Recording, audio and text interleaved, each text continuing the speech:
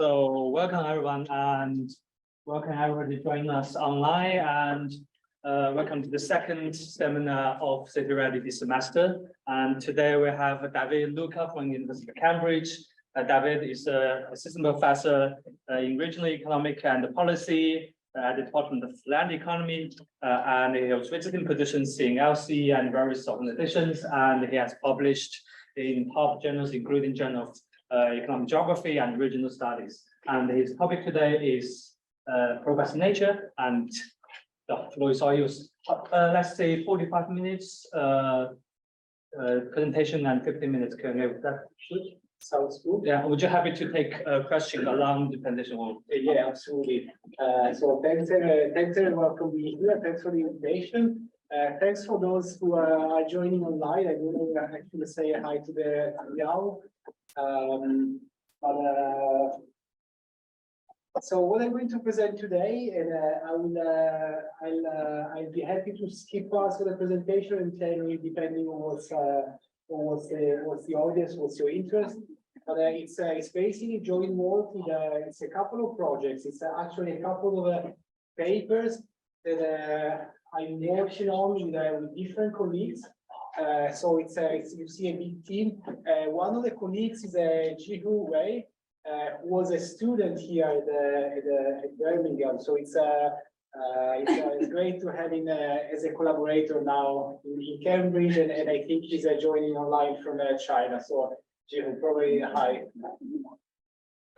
Before I start on the topic of the presentation, let me say that preparing for this talk, I just realized that clearly I was here before, and I just realized that I was here 1 week before the start of the pandemic. Because I presented the 20th of February, 12th of February, well, a couple of weeks, not 1 week, but very close before. It's quite emotional. I was literally, I think it was my last presentation before the start, before the world melted down.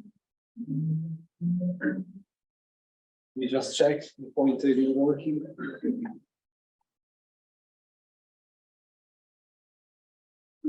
It's a problem to remove this bar. It's black.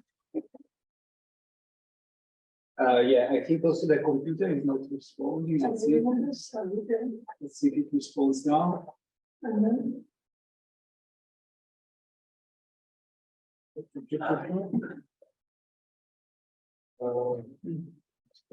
maybe PowerPoint is yeah, it doesn't work from there.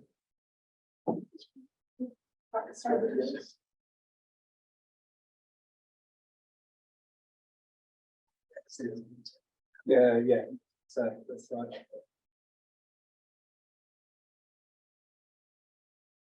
Yeah, I think the machine is frozen. It doesn't work.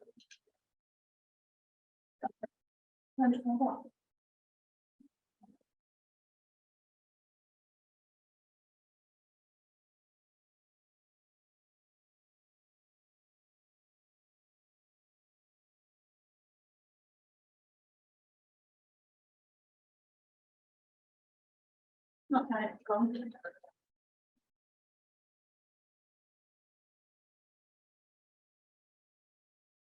Into the pandemic now, it's all frozen. Yeah. Must be yeah, let's see. Okay, now there you go. There you go, the pandemic. By the way, while preparing the slide, I discovered there are some bakeries making sweets in the virus shape. Okay, so let's get into the topic of what I'm going to present today. So what I'm being interested in, and it turns out that it's related to what I presented last time I was here, is about this growing urban-rural divide that many commentators talk about. So we find I think I can work with this. Is there any chance to hide the? No, they can't see it anywhere. Okay. Online. It's just. Yeah. Okay. And Well, you can type the bar up there. It won't go on. I will go. okay. Well, I hope you can see the title on the slide. Right. Yeah, maybe we can. Yeah. I can tell you what's written on the title. Okay,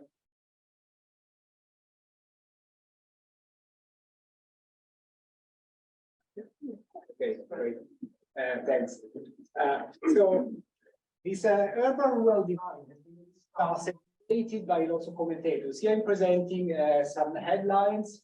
The computer is frozen again. That's the reason we need to park. I think Yeah. we need a part. Yeah, probably. Move to the right and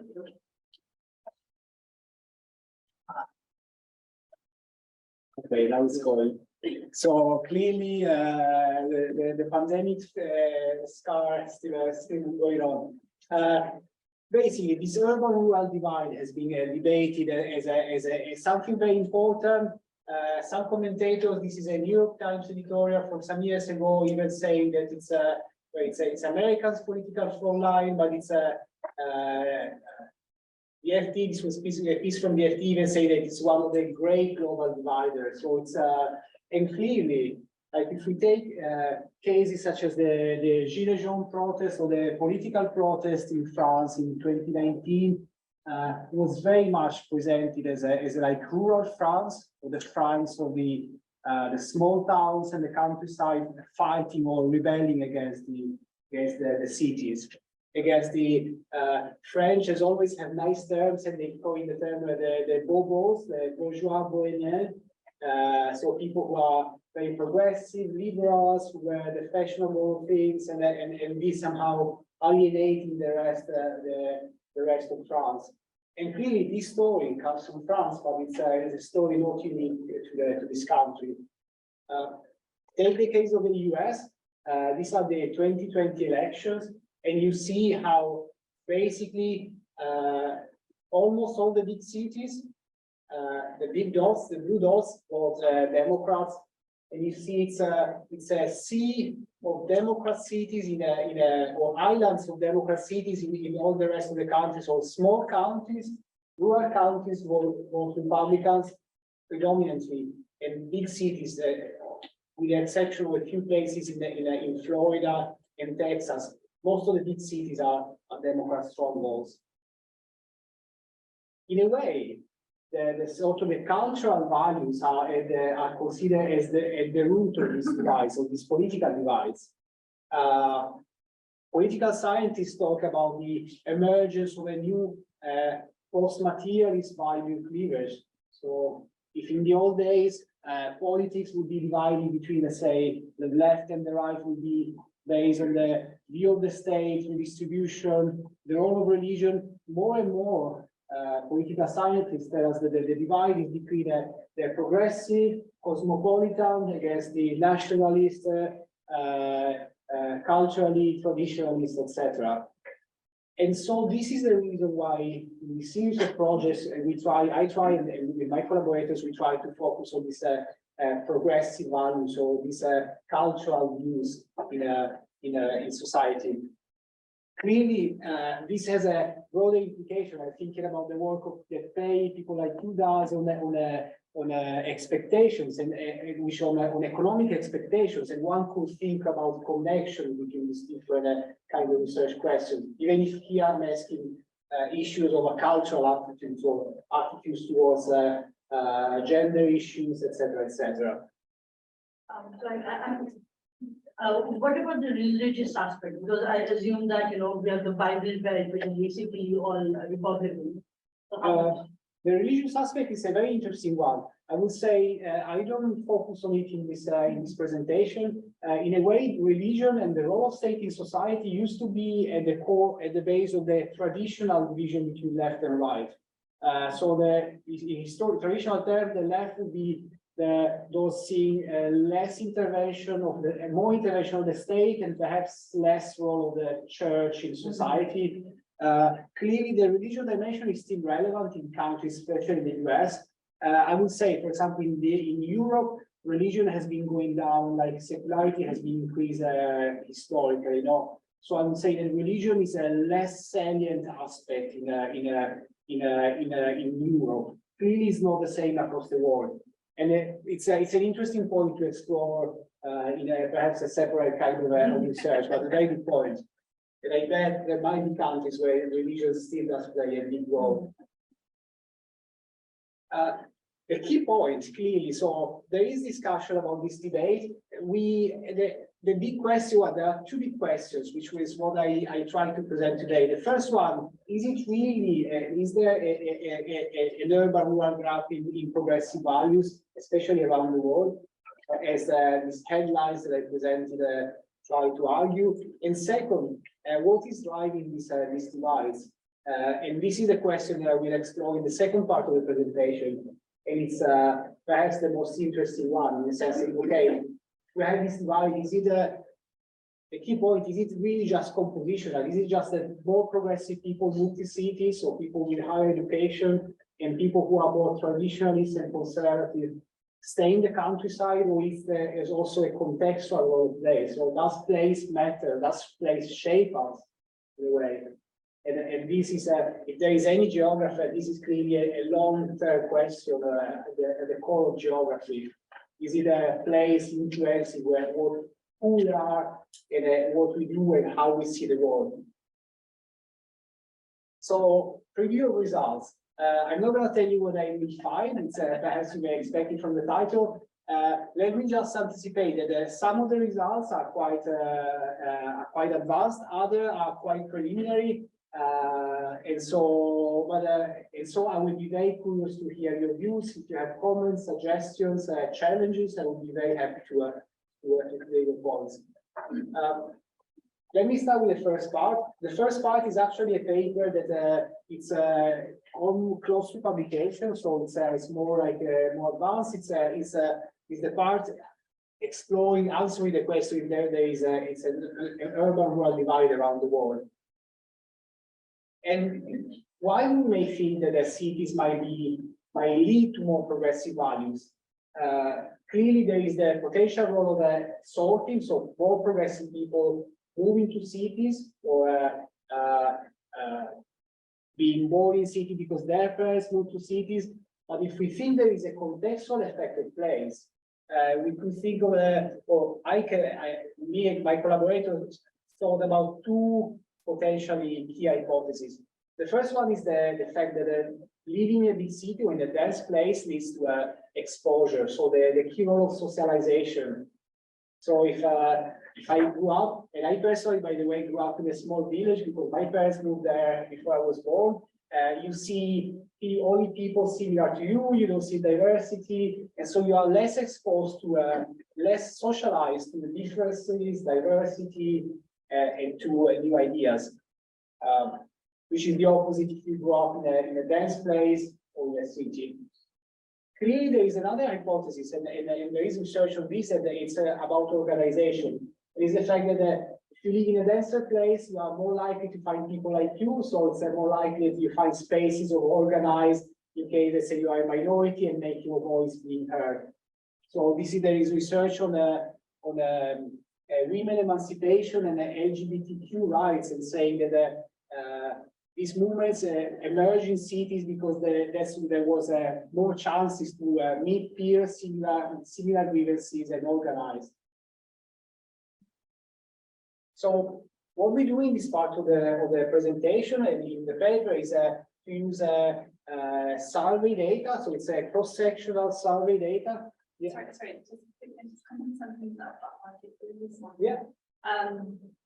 So density organization makes sense. But one thing which came into my mind was also the attraction of cities of urban areas to migration, in the sense of like immigrants, but not just migration from the rural to the city, but also traditionally, as far as I understand, the outside migrations, usually they operate in cities as well. Absolutely, yeah. There's also kind of in culture in. Yeah. Absolutely. I mean, I would still see that as a sort of a part of the sorting dynamic. No, it's here I'm saying, what is if there is a place effect, how cities influence people who live there. Clearly, I would see the selective moving of migrants as a part of the sorting. Clearly, there is an established literature that show that migrants prefer places that are more diverse because they feel less awkward, and it's and so yeah, absolutely. So the sorting is not only national but it's international. Absolutely. Maybe we can like divide all the people into like three categories: risk takers, risk averse, and risk neutral. And then all the risk takers are the progressive ones who actually migrate from the rural to the urban, whereas risk neutral tend to stay there as risk averse. It's an interesting point. I know there is research. I was in a conference last year of cross-cultural psychologists, and they take these metrics of risk averse and big personality traits, which are different ways somehow of addressing a similar question, and they come up with similar results. They see indeed that there is people who are more progressive tend to have this more, I don't remember what's the 5 categories of the big 5 personality traits, but that's absolutely an interesting alternative lens to this question. So what we do, what I'm going to present the results in the next slide is taking existing survey data. So it's a cross-country survey data. We use the World Value Survey, and which is combined with the European Value Study.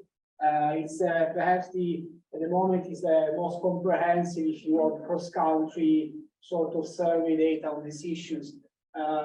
Clearly, it's not a huge sample, but it's what has been used by quite a lot of scholars. It's cross-country, it's representative, etc. So what we use is one of the last waves. So for 2017-2021, we have 66 countries for close to 100,000 observations across countries. I will skip the details for the sake of brevity, but I'm happy to come back in the Q&A, so if you have questions. What we do in this part of the analysis is very simple. It's a cross-sectional OLS, where we address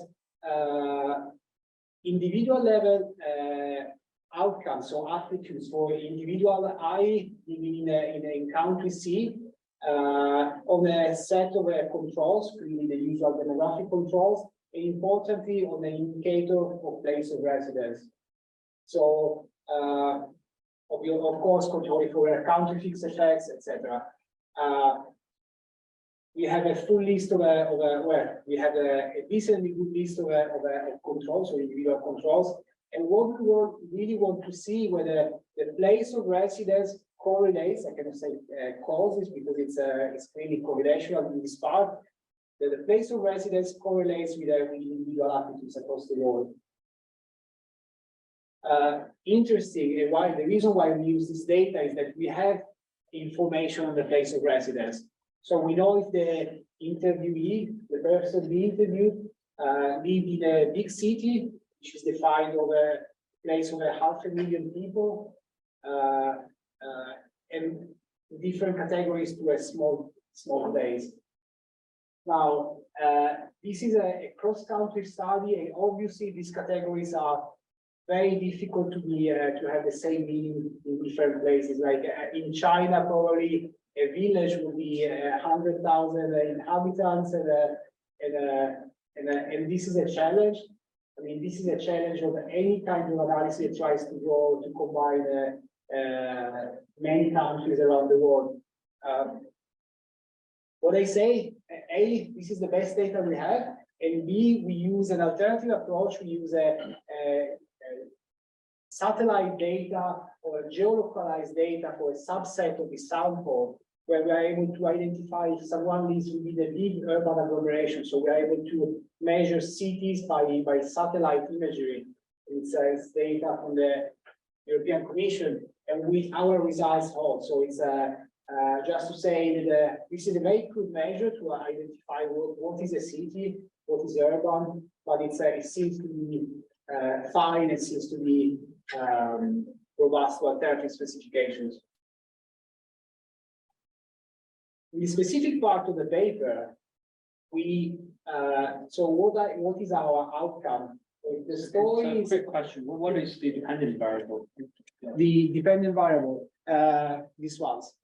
Yeah. So it's we draw on the literature by Ron Inglehart and other political scientists who are talking about this cultural divide and salience in politics.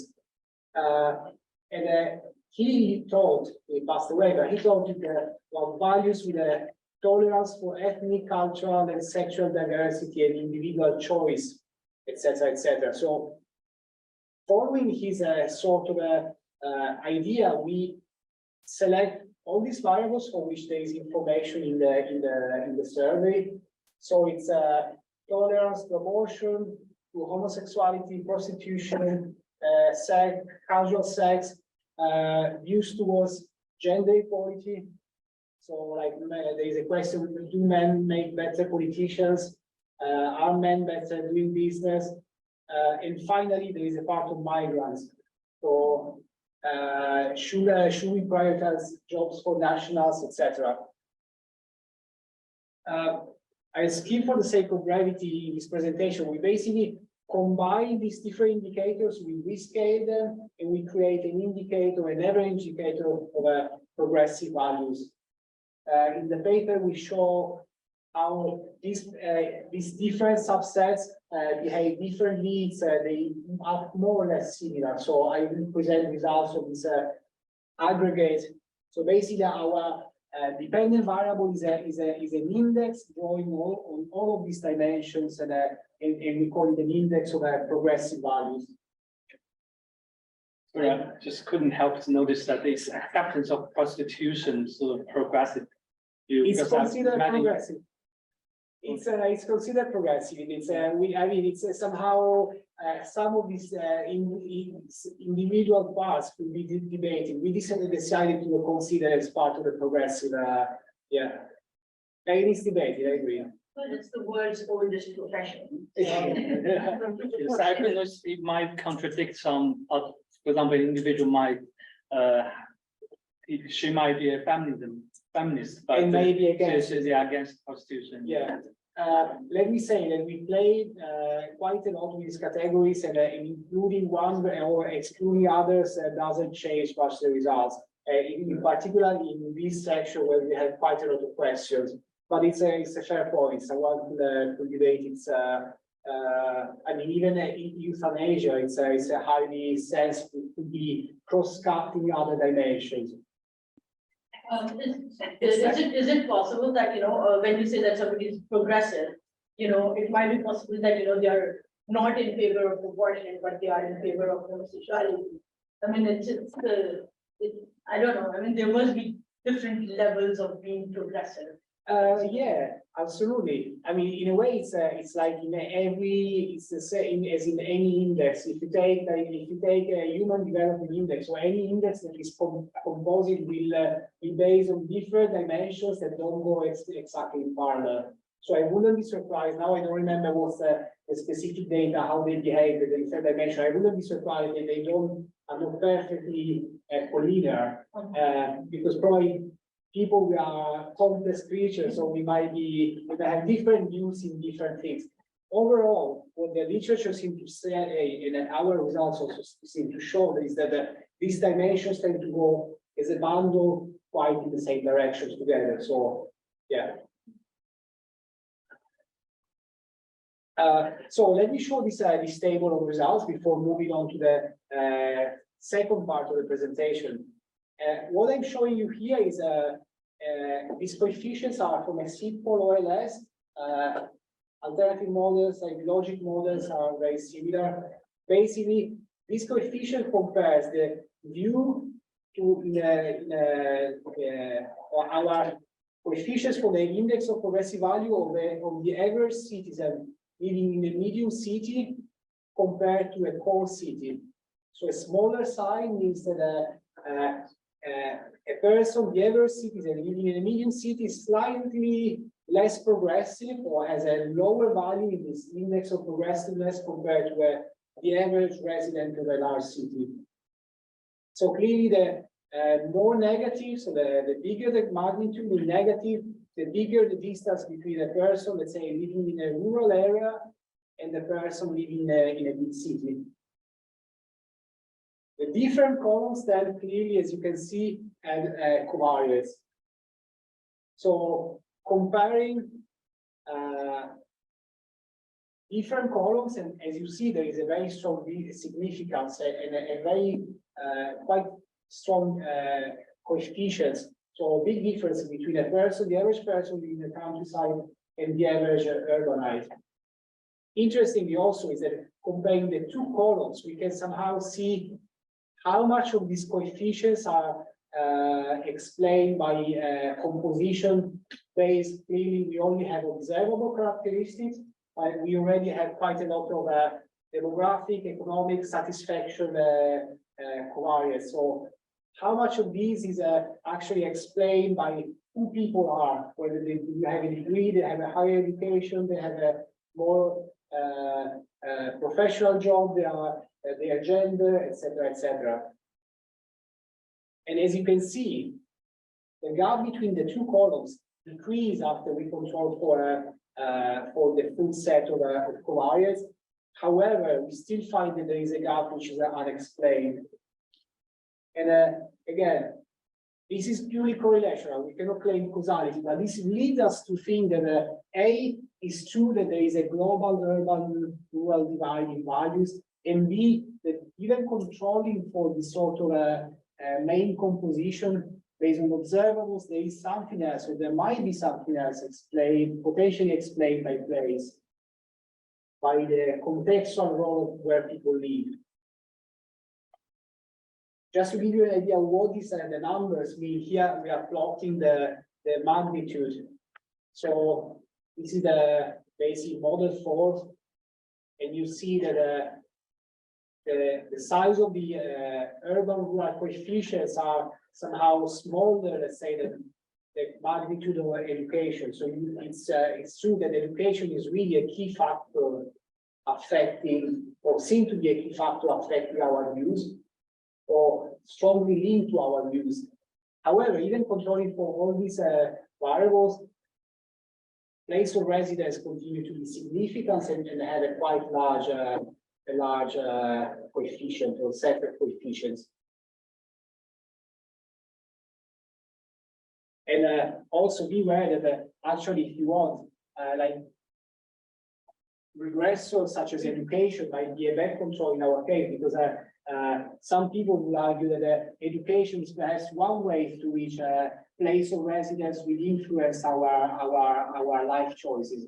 If we live in a city, we are more likely to end up in university. If we live in a rural place, we are less likely, and that might be one of the channels through which place of residence might influence. That's interesting. At the age difference between the control groups under 55 and over 55, and I guess it's just the fact that there's such a big difference between these two age. Maybe we were trying to split it further down, because I would have assumed that urban settings would attract younger people, pre-family basically, pre-family time. So I would assume that at least our researchers, this is interesting. That's kind of interesting. I would just assume that people over 30 go back to society and so this is not interaction. So let me say two things. Absolutely, it's true that cities attract younger people. Younger people, by the way, here the under 30 are the baseline category. So these two coefficients compared to the baseline. And here I'm only showing you 3 dummies or 2 dummies compared to the baseline for the visual evidence. Like if you control age is a linear and even the interactive, so it's a quadratic term, you see the same effect. Age, even controlling for these different things, both are significant. I don't remember if we did an interaction there, because clearly you can see whether there's an interaction between city and age. I think we did it in another project, and clearly there is a positive interaction. So, like a younger person is more likely to be progressive if he lives in the city, and vice versa. But the main takeaway here is that even including plugging all things together, you still see an effect of age. And we know that the Brexit here was generally a white person, working class, or a lower, a professional job with a lower education and tendentially older. There was a clear age divide, or in the Brexit, in Trump votes, etc. in all these big events. So this is the first part. It's very descriptive, but now we move to the final part of the presentation. And the question now is, okay, we see that there are these divides, but why is the case? So it's is it just for composition, or is there something else? Is there a role of place, or the role of where we are? We spend time where we believe in influencing our views. And clearly, the key problem here is the fact that is how to disentangle composition for contextual effects. In the sense that you highlighted for migrants, people like migrants sold themselves to big cities, youngsters sold themselves to big cities. Let me go to another slide. Let me jump through. People sort in different places. Parents may sort in different places, or maybe I didn't sort, but my parents sorted before me to different places. And even most important, people may sort both following observable characteristics, so like things that we can measure, but may sort themselves on unobserved individual traits, which poses a massive empirical challenges. Because it might be that people moving to cities have the same education, those stay in the countryside, but they are, let's say, more open to diversity experiences. You were saying earlier, that there is this, what the psychologists would say, cognitive underpinnings that somehow that we cannot measure. So what this is just a starting point in trying to address these big puzzles. What we try to do in this second part of what I presented today, which is an ongoing project with a colleague, including Jihu, who's listening from China at the moment, is that there might be an influence of place. Because there is a recent paper, quite an influential paper by Russell Maxwell from 2019, and he argues that all the differences we see that I showed you, he explores them across Europe, not across the world, but he argues that these differences are compositional. So he argues that we observe differences between cities and the countryside, but it's just that cities attract more progressive, more educated, younger individuals, and so it's the whole story is compositional. And we are not fully sure that this is the full story. So what we are trying to explore, and this is really the main point where we are trying to have, is whether there definitely be a big story of compositional effects. We also feel that a place might have an influence, and especially, this is a hypothesis, is that a place might have an influence early in life. In a sense that where once you are 30, once your views are formed, whether you live in a city or in a countryside, is probably mostly a sorting effect. So if you sort to a place, and you won't be influenced very much by the context where you live.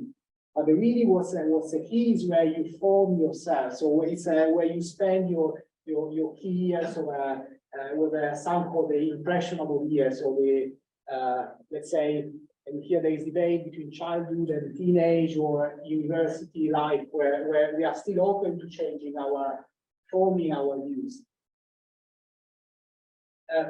In trying to do so, like trying to explore these issues, we connect to a recent trend of literature on birthplace and life outcomes. How many of you are familiar with the work of Russ Chetty from Harvard? His work is, I guess maybe you may know the opportunity insights.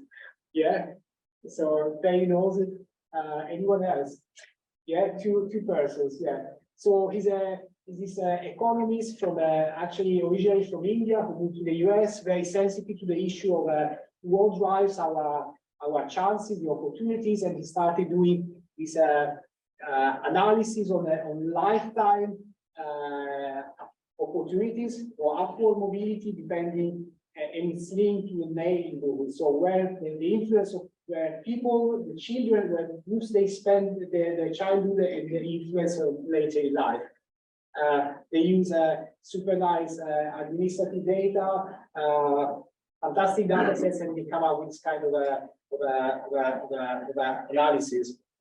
that basically show that there is a very strong link. So if you are born in some areas, you are much less likely to do well in life. So this is let's say, if you were to decide where to be born, any of you, where would you like to be born? Looking at this path. Boston. Boston. Yeah. Yeah. If I had to be born in the US, I would like to be born in Boston. Yeah, it's a good point. It's also somehow closer, like as you say, the more European looking America. Absolutely. And we clearly also see that San Jose or California has a very high, more likely, like higher upward mobility. The main takeaway from this map is really that there seems to be a strong link between where people are born and their chances in life. This map should be controlling for a full set of sorting, etc., etc. And somehow we try to connect to this body of literature. The key difference is that this kind of literature explores the economic outcomes. So try to see the link between place of birth and let's say salaries when children grow up. What we try to do is changing the dependent variables. We want to see there is a link between place of residence or place of birth and values, which is the main story of our paper. That's a question I don't understand in the map. So basically what you're saying, the lighter the color, the more socially upwards things are. The lighter the color, the higher chance of reaching, technically it's the higher chance of reaching the top quintile in terms of incomes. Yeah. Compared to the chances of moving from the bottom quintile to the top quintile. Is higher with lighter color. Yeah. So basically the what some people call maybe the redneck country of the world is more likely that you stay that way. And then you stay that way. Yeah. It's basically telling you that these parts, the redder parts, have much less lower sort of upward mobility. So if you are born here and you are rich, you are rich. If you are born here, you are poor, you are much less likely to become rich in your life. So actually, if you want to become rich in life, you should live in the middle of America. Yeah, I think so. Right. There's nothing in the middle of America. Yeah. I guess it's for example, when Colorado is a booming area. There are parts, I guess, but clearly it's There's all farms and everything in Colorado. Yeah, well, you have Denver, Boulder, I know that parts of Arizona are also quite changing fast. But clearly, take it at face value, the lighter the color, the higher chances you have of moving up the income ladder throughout your life compared to where you started from. Yeah. And that's also say that does it also imply that in the lighter color you probably start much further down than we don't know this. In the sense that this map is just showing like this relative measure, like if you start from the bottom, what's your chances of reaching the top income? We don't know what's the absolute values, or we don't know anything else from this map. So is it actually bad for you if you're poor in a brown country, in a reddish brown country? Well, you're much more likely. You are 3 times more likely over remaining in the lowest. So it tells you that there is much lower upward mobility, which is if you want, this part of the American dream of wherever you are, it doesn't matter where you are from, where you were born. If you want, you can achieve it. And actually, this map is showing you that's really. I think that there's probably also the effect of immigration in all these red areas, or all these Cuban immigrants coming in Florida. I would say no, actually. First of all, it's this map is beyond our research, so it's one should explore the papers by Chetty. But what they do, and if I am correct, also behind this map is they use a very complex sort of identification strategy to meet out any sort of effect. So they really measure. They basically move, and this is what we are trying to do in the research, and perhaps I can move on. They exploit how people move across areas, because they somehow meet out, they clean the potential confounding effects of people moving from other areas, or individual characteristics. They really try to see what's the effect of moving between areas on your outcomes. Is it, oh, so it's not income mobility, it's not like moving from a lower income to a higher income, but it's actually moving physically from one place to another. It's both. It's how to measure income mobility, controlling for a lot of the confounding factors. You basically take same people moving across places, and you see how, according to where they move, how the outcome changes. I can come back later in the identification perhaps because clearly we have a challenge that people moving across places or moving up the income ladder might be different than those who are not moving. Okay. And so the key challenge is how to identify these different people and then clean out the effects, the compounding effects. Which is somehow this slide, what I was saying, you have a big challenges in identifying, disentangling this sorting effect based on observables. So let's say on the number of migrants who move to an area from unobservable traits.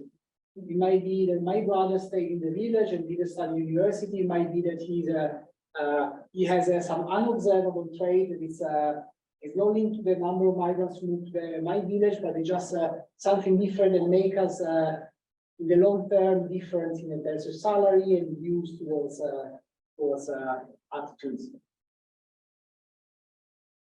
So for the sake of time, I think I can only present one set of results. We are working on two countries separately. We are working on data from the UK and data from Switzerland. And I may jump, or actually I will jump straight to Switzerland. I will just show you one table from the UK. So what we do, let me actually show you also the empirical strategy. How can we disentangle this the role of composition from context? There are different approaches to this, and you will see different approaches in the two different countries.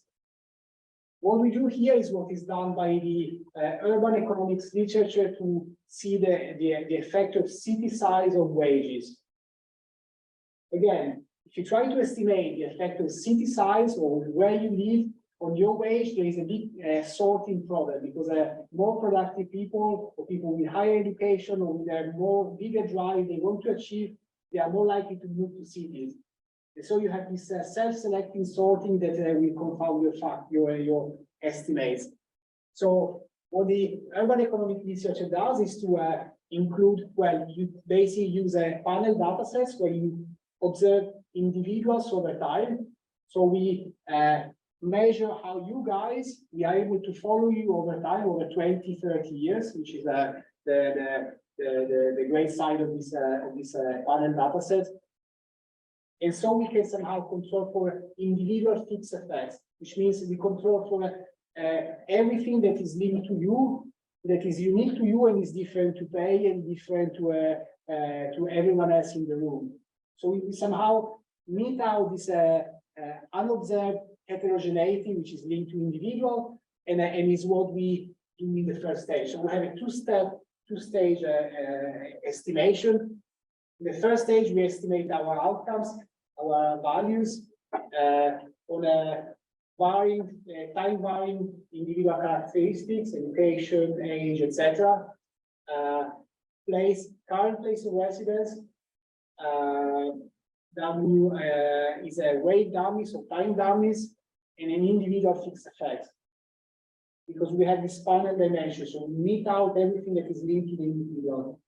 Then we, in the second stage, we predict the individual fixed effect from the first stage, and in the second stage, we regress this on the birthplace.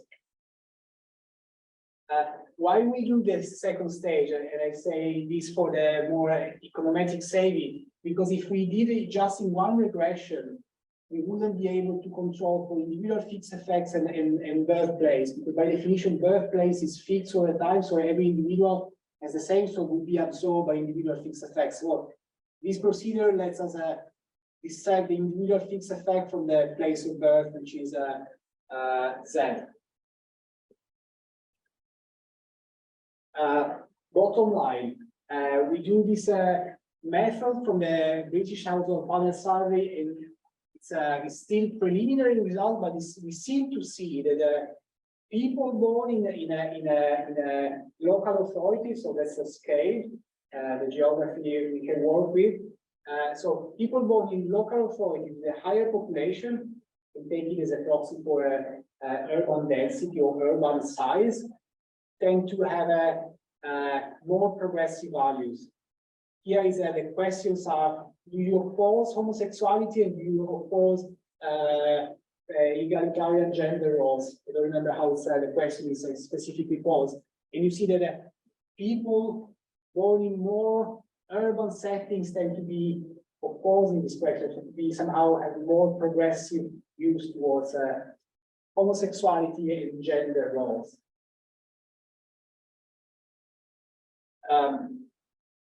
We are still not able to control for, we somehow control for individual sorting.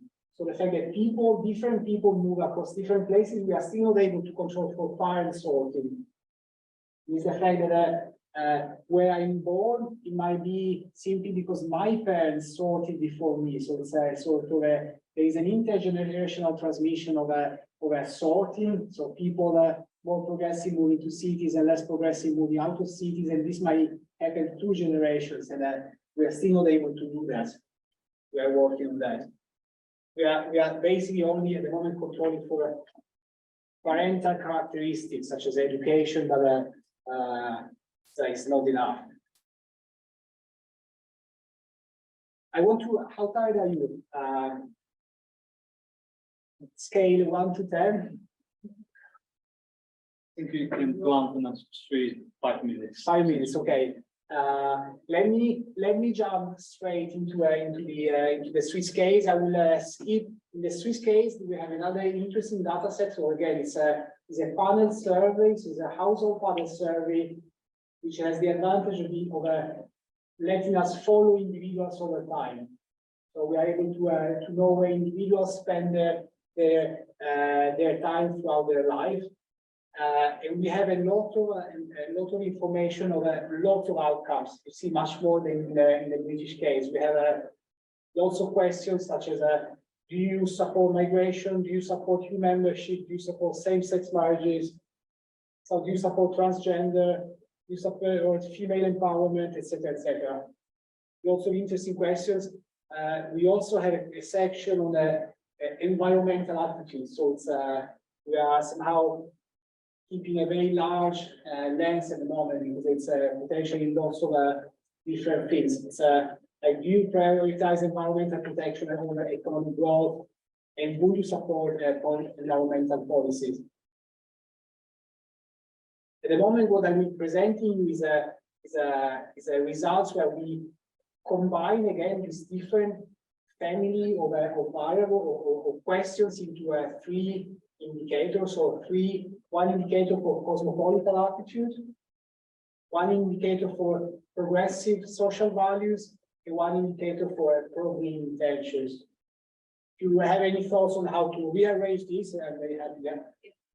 A couple of things. First of all, your choice of case studies European and Switzerland is really interesting, because for a lot of reasons, but you probably thought about it, but I just like it's very two very different countries with people with very different mindsets. Yeah. And I'm sure you were. Do you? Because I would like, if I think about it, I would make like a hypothesis, I would, for example, assume Switzerland is much more progressive in green, but less much progressive social values and stuff like that. Mm-hmm.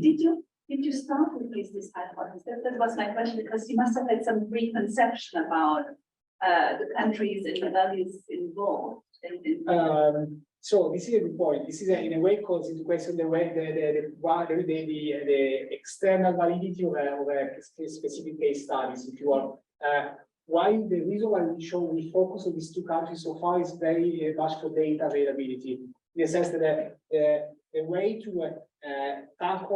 empirically tackle this massive challenge from a quantitative perspective requires you a very specific set of a data set where you are able to follow people over time, where you know where they were born, where they spend their life, where you also know some interesting outcomes.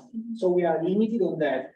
But still, it is interesting because I would, because I thought like my first thought, why Switzerland and UK, that okay, makes sense because you have with the UK a more liberal country, of course. In Switzerland, traditionally much more conservative, isn't it? So you would have, I would assume there would be massive differences in attitude.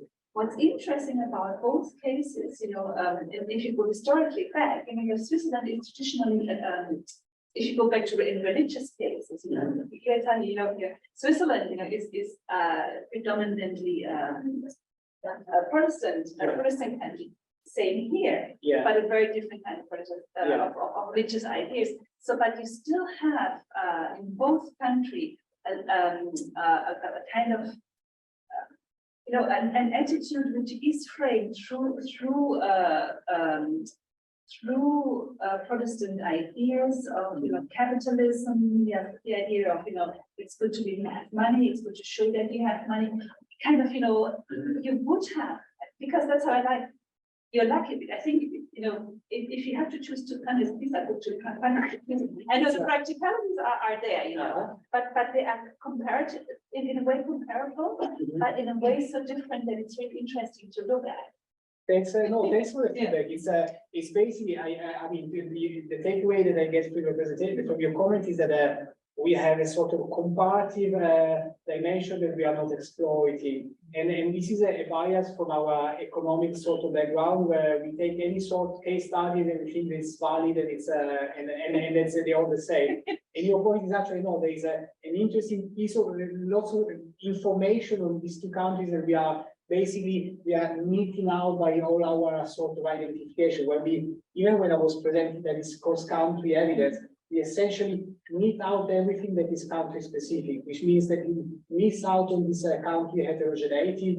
I have a coordinated project where we do this sort of values, we compare different countries, and we do see that there is a massive difference across Europe. So you see this divide is stronger in one country that is, so really thanks for the point. And I think Sorry, I have to cut. Sorry.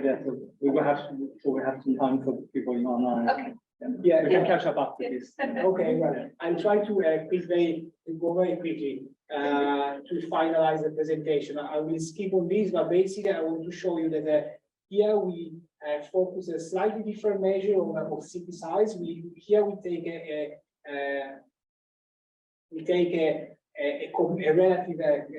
relative measure. So we don't say we don't measure the city size of the unit here in municipality, not the local authority, but with the rank. And we also consider population density rather than absolute population, because we have a meta information. What I want to show you here is that again, as the cross-country evidence, you see that there's a clear correlation. This is clearly just a correlation between the density rank. So if you are a Swiss and live in a municipality that is more urban, you tend to have much more progressive, cosmopolitan, or pro-green values. You see, it's almost a straight line. There are differences. I could show you the individual values we do in the paper, but the main takeaway, you see, it's a strong correlation. What we want to see whether this correlation is just into a composition, so more like younger, more educated people living here, or whether there is also a contextual effect at place.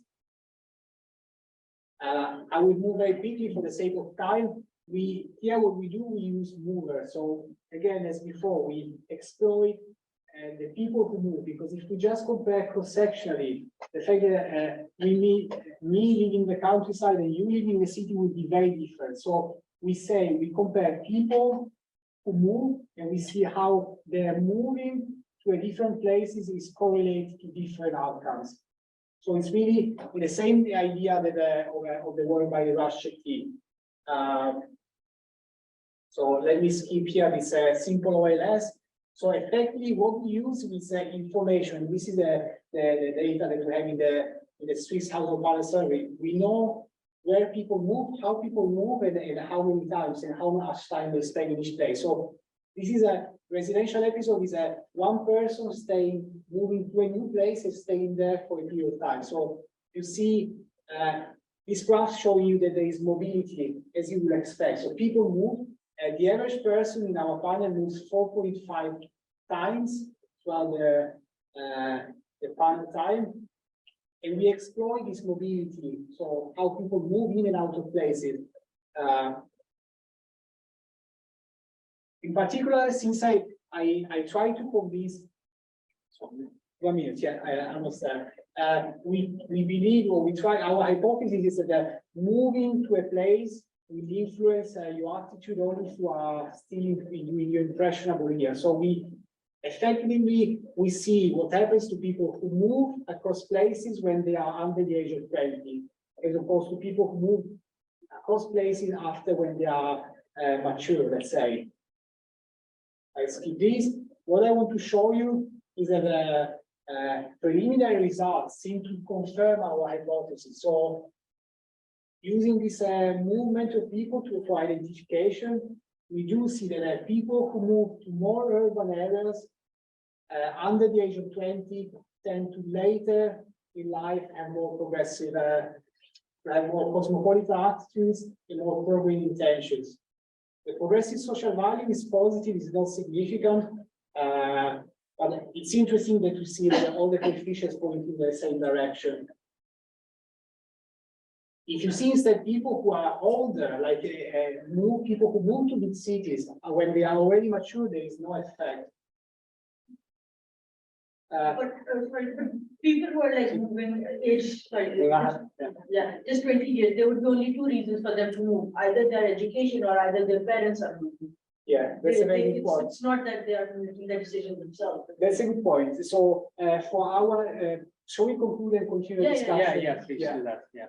So overall, let me conclude. What we try to do in this in the presentation, which is actually a collection of 2 papers, is exploring this urban-rural divide. In particular, in the final part of the presentation, we try to explore whether the urban-rural divide in values is linked to where people spend their life. And our hypothesis is that cities may make people more progressive, but only for people who spend time in cities when they are young. So being socialized in a diverse environment would make us more progressive. With this, I conclude. Thanks for those online, and I'll take I think I will prioritize people online because there are quite a few questions. Yeah. So the first one comes from Fumi, and she asked a very early question that while urban divide may have become more acute during the pandemic, more people from urban area moved to live and work in non-urban area. So there are some mixed pictures as well. So good point. It's in a way it moves to the work, and actually we collaborators, we have some work on working from home and remote working. Let me go and go against the myth. The myth that the pandemic has led massive movement of people out of cities to the countryside seem to be more confirmed by the evidence. So we have a project. It's beyond this specific research, but we have a project. There is evidence by other researchers that actually the pandemic has led to temporary movement of people out of cities, but most of all has led to people moving from inner cities to suburbs. So this sort of deep urban-rural divide cleavages, I'm not sure whether they will be affected by the pandemic. There might be a change clearly in composition, but the story at the moment is very much mixed on that. Yes, and also we have 2 comments from Donald, and the first one is that progressive attitude on range of topics in UK and Sweden, plus a bit on spatial mobility to reach areas in the USA, and he would be interested to say whether how the contrast between the specific progressive outcomes and the countries. So basically, is it in the same direction of seeing how different countries behave differently? Yeah, good point. It's when the cross-sectional analysis that I presented at the beginning, we don't exploit the individual countries. We somehow show in some presentations how, well, I encourage people to read the paper where we show that these strong urban-rural divides are particularly strong in richer countries. So Western Europe, but broadly speaking, richer countries, and we have a theory because of why that's the case. Yeah, thanks for the that's, question. yeah, that's comments from online, and thank you very much. Thanks. And we're just on time. Thank you. Yeah, Thank you so much. great, thanks. Thanks. And we can continue our discussion here and after this. Okay, Yeah. Cool. So your question was, That's it. Yeah, that people like again who are moving less than age 20 are either because they are moving because of their parents or either they are only moving because of education. So, I mean, how would that affect it? so this is a key point. This is a key challenge, and we still haven't addressed the same challenge. If you want, that is I was talking about here. So it might be. So the thing of education is the biggest problem is really this intergenerational transmission, in the sense that exactly as you say, people when they are young, they move because their family has moved. And so it's difficult to untangle the effect of the family, the effect of the family, because if your family moves to a city, might be that your family is more progressive, as opposed to you moving with because your family moves and you become more progressive because you live in a city.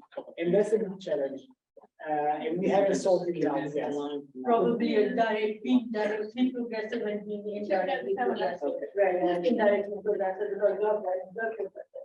So Yeah. you're supposed to be progressive. Yeah, I mean, the solution, the technical solution, and the problem we still don't have the data. What other people do is to take seedlings, so from the same family and comparing the seedlings. So because then you have the same family and compare. Yeah, the effect of moving to a city of two siblings that are a different age. So if the story is that we are influenced at an early age, and so if my brother, we move together to a city, and my brother is already 20 and I'm 12, and if we do see that there is a positive effect on my attitude and not on my brother, that's a strong evidence that there is not a family, it's not anything else, but it's really just moving to the city in an age where I'm still being influenced. But it requires a lot of data because you need families with siblings following, so it's a big challenge. It's the same debate of nature versus nurture. It's like Which is really what we are trying to address, right? Yeah. Not an easy. It's very, it's extremely interesting. Thanks. So, well, we find it interesting too, but go to the point where is it really nature, or is it the nurture, or is it family nurture, or is it the environmental nurture, or like a place nurture? Yeah. You might already cover this discussion. I just missed that. But have you ever considered like spillover effect in terms of geography? And like, for example, if a small town close to a really big city, and some people commute to work in the big cities, and they might have some spillover effects in terms of attitudes and people that they might have this. That's the point that we are not able to control, and I would love to for a very simple data reason. So that for most of these observations, I don't know if we can do something with the Swiss data. With the UK data, we could do, but basically, for example, with the cross-country data and the cross-European data, you only know whether a person lives in a place. It's difficult to create relative measures because, let's say, we know. For example, the data I showed you from the first part, we know whether a person lives in a big city or a small city, but we don't know the specific coordinates for most of them. So we cannot create more clean measures or relative measures of where you're placed, because clearly, like being the countryside close to London, it's very likely that you will be a very rich, very progressive children of very wealthy, very different families compared to living the rural place in the north of Italy, in the mountains. Yeah. I think connecting to this point. So I think in the US, there's this social connectedness index. So have you heard of it? Is it the one from the work of Chetty and others? Yes, the more recent. Yeah. So I think there's some called WhatsApp, Facebook. But then they have this data. So So how people are connected to each other. Right, so Yeah, like in this place, people who live in this place, mainly communicated as people at different city. I think so you can see the strength of this connections and yeah. Which basically, I mean, this work itself is a spin-off, the new phase of City-REDI and the others, the moving to opportunity, which is this measures of social capital, this connection. It's basically using big data from social media. I think they draw it from Facebook, if I don't mistake, to measure connections. And I thought about it also because part of the data is publicly available. I thought about trying to using it. It's potentially an interesting avenue. The key point in our case is that we need outcomes from progressive values. But there might be a way of extracting this information from social media. Yeah, it's something we were talking earlier before lunch. Yeah.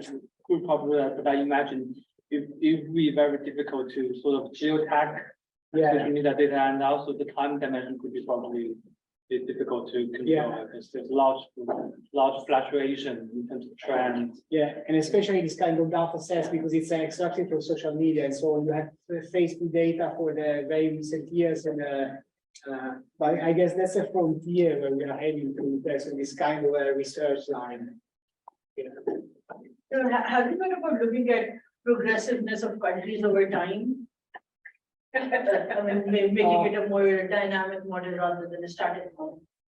The thing is, well, the time dimension is the cross-country dimension. We are not exploiting this. It goes to the other comments, and we are not exploiting it because it's we are interested in this urban-rural divide, and it's all a matter of how much we want to unpack the data. No, in the sense that we have already lots of sub-dimension, and so the one we are trying to not consider this comparative cross-country dimension. Also, you see that our time dimensions are quite recent. So, but clearly there is research showing, like the research by Ron Ingerhard on cultural evolution. There has been like 20 or 30 years of research. Pippa Norris from Harvard, who has explored how cultures and progressive values have changed over time. And then we draw on the research in the first paper, for example, to explain why city may have become more progressive over time. Yeah. So I'm a day tripper. This isn't my area, but that fascinating. Thank you. But I guess what I don't know is progressiveness in itself a public good? Is that kind of the hypothesis you're coming from, or That's a good question. That's a good question. And if so, and I'll ask the follow-on question. Yeah. And if it is, or if it isn't, on the other hand, then does that mean this work gives us an idea of how to push towards progressiveness? Yeah. Or, I mean, it's not obvious to me. I mean, we're in a university, right? I think most people are on the progressive side, right? But it's not obvious to me, but it is a public good. I mean, some of it is, you know, some things are a crime, homophobia is a crime. And so that's but some of it, like being anti-prostitution, for example, that's just a value judgment, I think. Absolutely. So I mean, it's in fact, when I talk about the implications of this research, I'm personally, and I find it a relevant topic because it tells us what's going on. From here, from a normative point of view, do we want to push progressiveness? I mean, your way of putting it is a great question. Like other people ask me, okay, but do you want to, are you thinking that there is implication doing some social engineering? And I would say clearly it's a massive moral judgment. And I can say my own point of view is probably many people here will have similar point of view, but you're right, it's very moral. What I find it interesting is that is in a way understanding the answer is understanding what's going on and why there might be these cleavages, and so might tell us why, might explain what's going on rather than from a normative point of view what we want to do. That's my way of answering. But yeah, very solid question. That's a point that I think, you know, it's not so much about progressiveness, but it has a real life effect. If people like if people, you know, predominantly vote right wing and vote at the present into power, which is not has any democratic values, then it is has real implication in this sense. And where I would probably stress, you know, I think and I don't like social engineering, but in a way, we educate people. And most of us, or a lot of people, not in America so much, but or not in America as much, as fully stretched in Europe. But we educate people. There's kind of a kind of where I think the idea is to insert certain social values, which are kind of like tolerant, not killing each other, things like this. Putting these in. And I think to show that kind of certain kind of I don't know how you call it because it's really difficult, but certain kind of attitudes which grow in a certain kind of environment, and I'm sure this has still a lot to do with education, that people can be educated, that this can be actually fundamentally anti-democratic, This is very valuable, it's very important for real life, because all of a sudden, we had 2 world wars, where exactly this has happened, that right-wing ideas came into power and killed millions of people. It's not, and we have another war going on at the moment in Europe, and you have wars all over the world. So it's not so abstract in a way. That's real life. I guess it's in a sense that if I think about the related literature on a political discontent, which is at the starting point, the first slide, and that has a clear, if there is a public group that connects very well to this issue. Well, we want to avoid this social fracture, so we want somehow to understand why places are becoming polarized. The take we are having here about progressiveness is sort of a sub-component I see of this broader picture, and clearly it goes to the question: is it really something that we want to change? Yes and no. In the sense that I see the connection, but legit question. Maybe look at it in this way, that if a country is progressive, they might have less gender bias. If there's less gender bias, there might be less crime against women. It might be possible, it might not be possible. It might be the the opposite case, that there is no gender bias. There's still a lot more crime against women. Yeah, I mean, it's in a way, it's why we as a research team, we think that it's a relevant question. Clearly, again, and perhaps we just need to acknowledge that many elements we think that are very objective, many elements are very imply some underlying values, I personally think it's relevant. Clearly, it's a value. And clearly there has implication. It's someone who, a conservative would say, well, we disagree. We don't think that this gender equality might be good. Is that a value? Clearly, it's a value. I would disagree with the view, but it's. And it's just something to say about prostitution. Yes, because it's in my work. Not that I'm an expert in it. It's just, and I'm a feminist, so the thing about prostitution is not so much about are you against or for it, It's the same a little bit with drugs. But what happens if you don't create a space for prostitution to happen, it goes underground and it becomes criminal and dominated by gangs, basically. So having a prostitution, a legal status in a way, gives a legal status to the women who are working in the street, and personally, I think it is still exploitation, but at least it gives them a minimum of